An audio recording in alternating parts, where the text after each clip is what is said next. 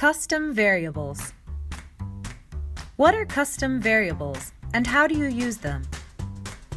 Custom variables help you generate specific survey links for specific people so that you can easily segment your respondents and filter your collected data based on those segments.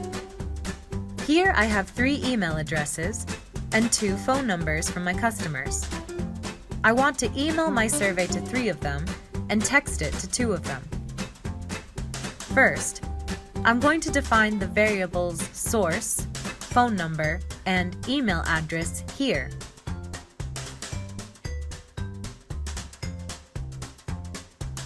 And then I'm going to assign value to them here.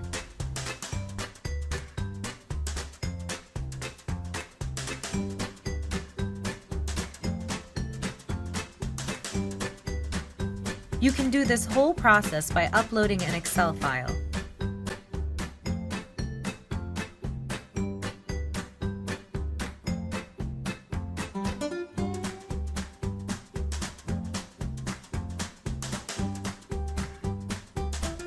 In the end, I can see which respondents from which sources have responded to my survey. By requesting an API key, you can automate the process of generating as many links as you want from your CRM. Contact us at support@porcelain.com if you have any further questions.